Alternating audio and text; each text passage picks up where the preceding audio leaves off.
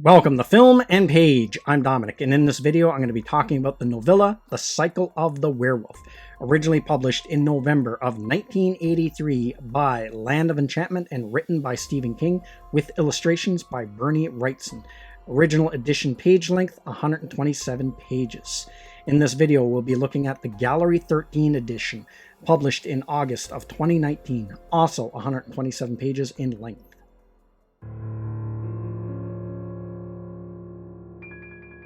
The wind hoops and howls.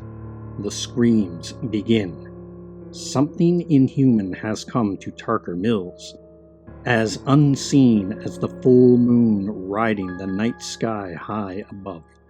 It is the werewolf, and there is no more reason for its coming now than there would be for the arrival of cancer, or a psychotic with murder on his mind, or a killer tornado. Its time is now.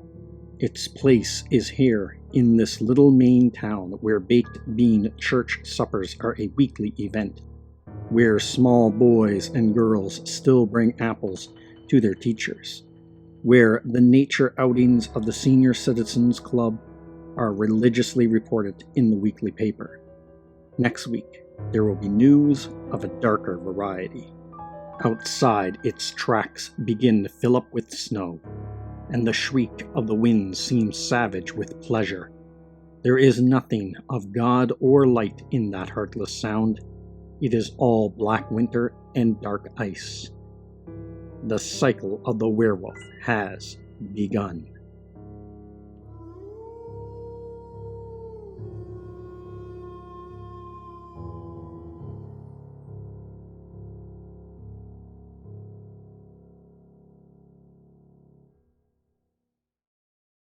So here we are with Stephen King's Cycle of the Werewolf. Now, there is another version I've seen in this book with a different cover that doesn't feature Bernie Wrightson's artwork, so this is the only version of this book I would ever buy. If it didn't have his artwork on the cover, I wouldn't even consider it.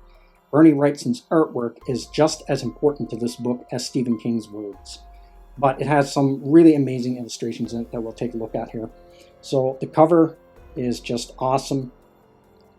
Take a look at the spine. There is the back of the book. So let's take a look at the illustrations in this thing, because the artwork is phenomenal. So for each month, there is an illustration that opens up that month, and they're all amazing.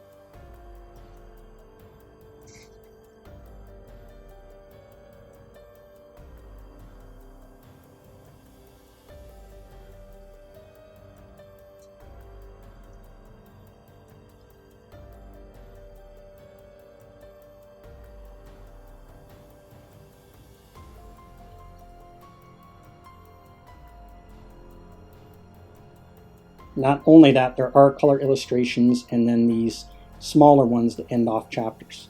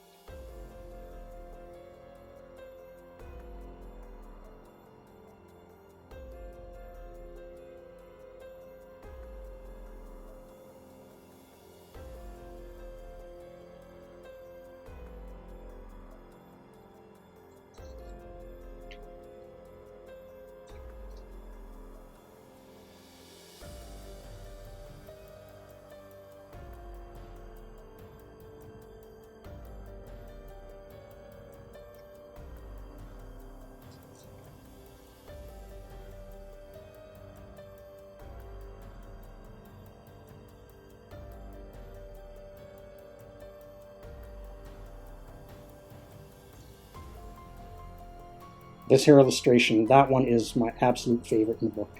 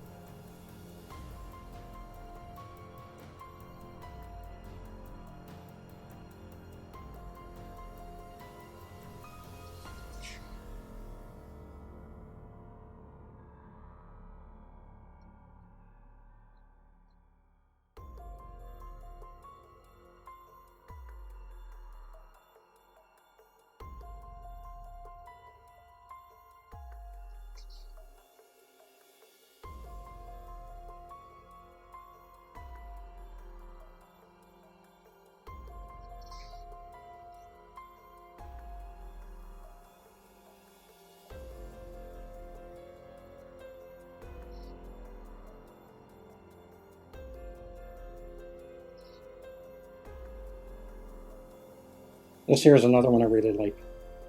That graveyard is awesome.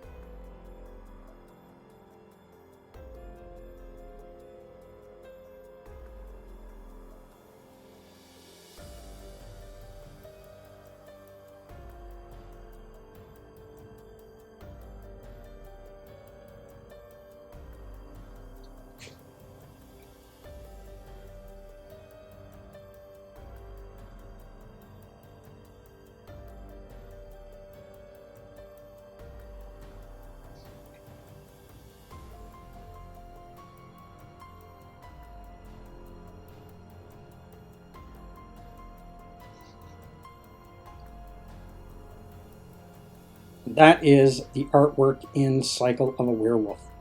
Awesome book, really fast read. And Bernie Wrightson is like one of the masters of drawing horror scenes. His artwork is amazing, especially in this. And he also did illustrations for The Stand, and his Swamp Thing work is phenomenal. So that's a look at the physical copy of Stephen King's Cycle of the Werewolf. Now a bit about my background with this book and werewolves in general. So I had seen Silver Bullet, the movie, a few times in the early 90s, so I knew that it was based on Cycle of the Werewolf, but didn't see the book anywhere. Till one day I stumbled upon it in my local library in the small little town I was living in at the time, and read it cover to cover right there and was blown away by the story. Absolutely love Bernie Wrightson's artwork. I was familiar with him from things like Swamp Thing and other comic books, stuff like that. And I just loved this story, just loved it. And for years, this was the only Stephen King story that I had read up until this past year when I read Pet Sematary. And also for years, I could not find a copy of Cycle of the Werewolf until it was re-released again in 2019, and I was finally able to get a copy of this book. Werewolves have been something that I've always had a fascination for, even when I was a kid. You know, I would go for Halloween as a werewolf. I would draw werewolves. I would pretend to be a werewolf. Anytime I came across a comic book that had a werewolf in it, I would pick it up. So I've always been fascinated by it. Even into adulthood, I would track down copies of werewolf movies like The Howling, Silver Bullet, American Werewolf in London, all those movies, things like that. I even did a 12-page comic that I drew and wrote for an anthology book that was released just locally here at all the comic book stores for free comic book days. So I've always had this fascination with werewolves. And so this book is just like the perfect storm for me, the perfect marriage, Stephen King and Bernie Wrightson. So now I'll give a quick breakdown of the plot.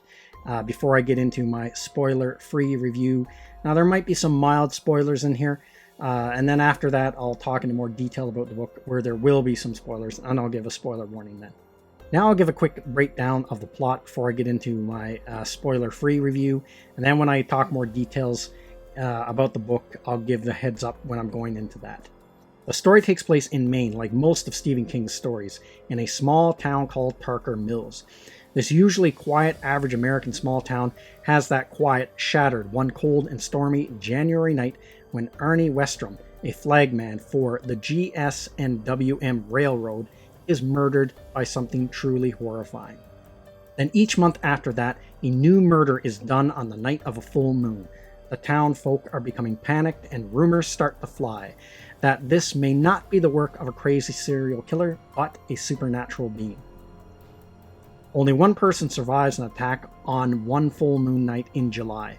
A wheelchair-bound boy named Marty Coleslaw. He knows the truth that this killer is no human but a werewolf. A werewolf that has a human form and could be anyone in Tarker Mills. So I have to say, I absolutely love this book, and there wasn't really anything bad that I could say about it. The artwork is amazing. Bernie Wrightson's illustrations, if you're familiar with them, I know him from the Swamp Thing. I've got some of his Swamp Thing stuff, and he is just the master at drawing horror. That's his bag. He's just perfect at it. And he did the illustrated Frankenstein, which I reviewed last year on my channel, and his artwork in that is just mind-blowing. And it's the same thing with this book. I just love the way he draws the werewolf, and it's like like I said before, it's like the perfect marriage. Stephen King's words and his artwork.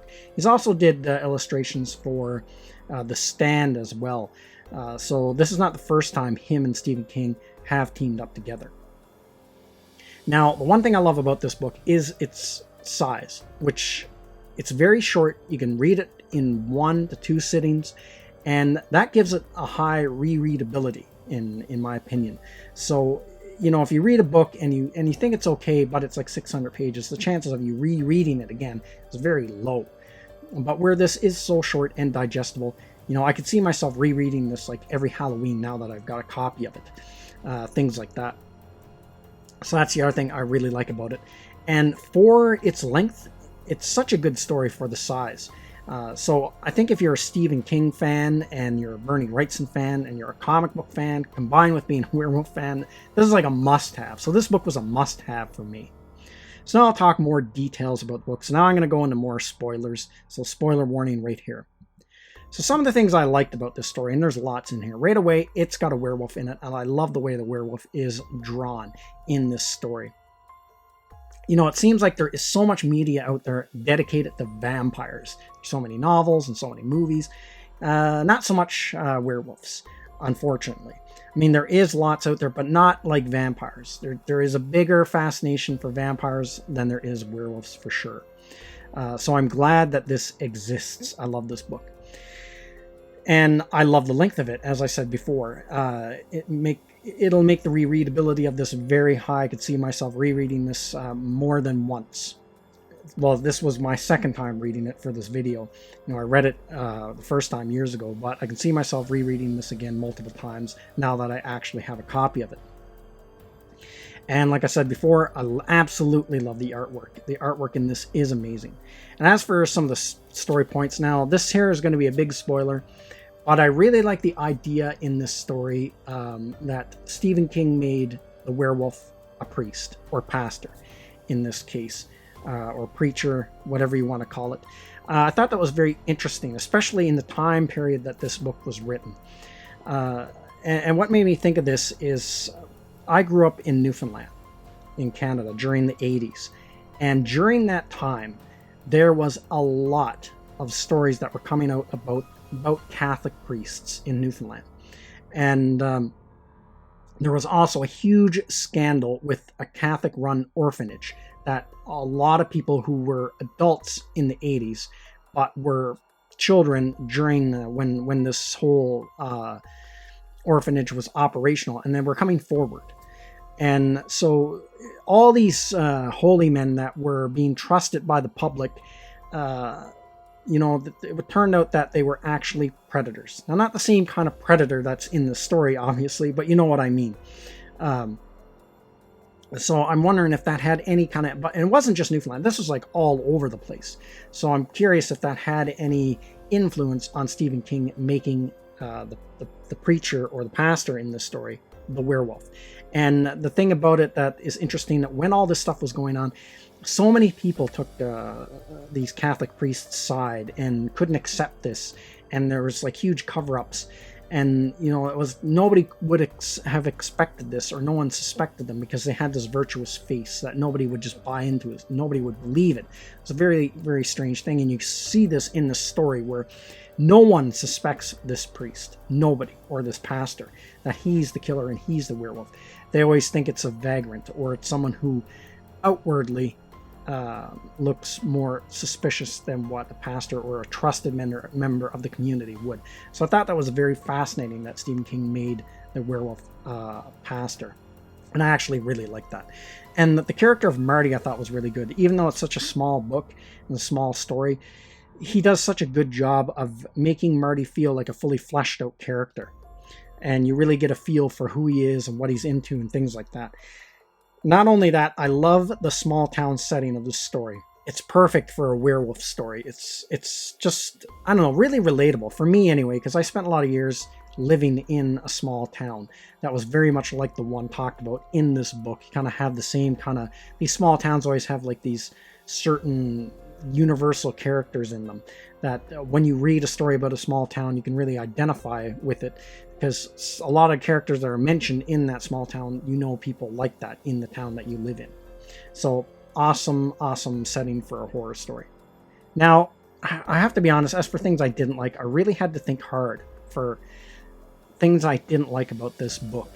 And I guess when I really think about it, the one thing I think is kind of weak is, if I had to point out something that is kind of a weakness in the story or something I didn't like. Now, this might be something I'm taking for granted because I know the story, but I thought the identity of who the werewolf was almost kind of given away too quickly in the book, or the hint was too much of a hint and you guessed it too fast who the werewolf was going to be. And it turns out to be the pastor. And the other thing I always had a question about, now this is just kind of like fantasy logic, I guess, of how the story works, that only silver bullets kill the werewolf. So why didn't the werewolf's eye regenerate when it got blown out by the firecrackers? He still lost his eye, so I don't know. That was always like a question mark for me. Shouldn't his left eye have regenerated if only silver can hurt him the next time he changed, or something like that? But not a big deal. It was kind of required for the plot because that's part of how Marty figures out who the werewolf is because of that left eye getting blown out by the firecrackers. And the other thing, I guess, is I wish I had read this as a child. I didn't know about the existence of this book growing up. I didn't get to read it until I was in my very late teens, and it's something I wish I had as a kid. It just would have been totally fascinating to have. So, awesome book. If you're a fan of Stephen King, and you're a fan of werewolves, and you're a fan of Bernie Wrightson, you're a fan of comic book art and horror stories, this is a book that you must have. This is a must-have. So that's everything I have to say in this video. Let me know what you think in the comments section, and I will see you at the next one. I'd like to say thank you to all of my subscribers. I appreciate you all in helping this channel grow. If you're new to the channel, don't forget to like, share, and subscribe. Also, don't forget to hit the bell icon so you'll be notified when new videos are uploaded.